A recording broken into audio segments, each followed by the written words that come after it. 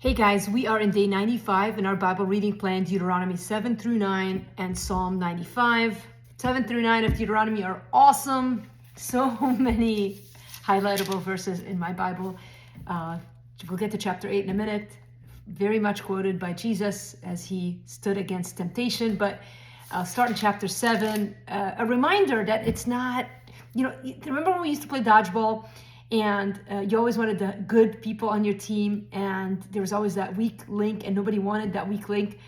That's why God chose the people of Israel, not because they were strong. And he tells them this in verses 6. I love this section. Look at that. I underline it, the whole thing in my Bible. I love it.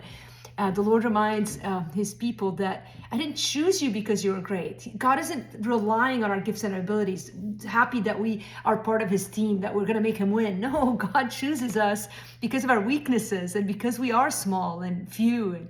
And through us, he makes his glory known. That's why when we glory in our weaknesses, we're told in the New Testament that his grace gives us strength in our weaknesses because they point towards him. And so that reminder here, I love these words. They're so encouraging. It wasn't because you were more in number than any other people that God chose you, for you were the fewest of the people, that it is because the Lord loves you and is keeping the oath that he swore to his fathers. God is a promise-keeping God. He is faithful. We see this in the words of Moses in the book of Deuteronomy, reminding us again and again that he's with us in our time of need and that we can thank him in our time of abundance. And so he warns them in chapter 7, if you say in your heart, these nations are greater than I, how can I dispossess them? They were about to face 7 nations stronger than them. These are facts. In chapter 7, verse 1 and 2, we're told that there's 7 nations more numerous and mightier than them. And so he says, of course you're going to be afraid. But he says, when you look at them, you shall not be afraid of them, but you shall remember that the Lord your God did what the Lord your God did to Pharaoh and all of Egypt. And so today we are very much like them. We see the enemy, we see the need, we see our lack, and we are prone to fear and to wander and to question. And God is like, remember. The book of Deuteronomy is a second law because it reminds us again and again of who God is, of what he has done.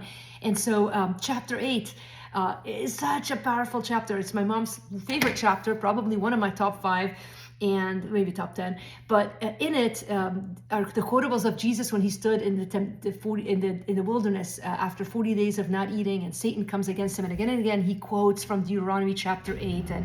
And just again, a reminder of why we go through testing. God has a purpose in our testing. In fact, the big idea today is that the more we know and trust God, the more we see in our lack that God will faithfully provide, and in our abundance that God alone has faithfully provided. If you're in a season of lack, lean on God. Look to him. He is your provision. He hasn't let you starve. Your shoes are still working. Your clothes haven't worn down. If you're in a season of abundance, you didn't cause it. God has allowed you to get to where you are. Give him praise. And then we finish chapter 9, a review of some of the bad points that got them in trouble, and a reminder again to run away from sin, to destroy all that is sin in your life, and to trust in God, who alone is good and faithful and will provide for every one of your needs. So fix your mind on these things. Remember, hear and remember.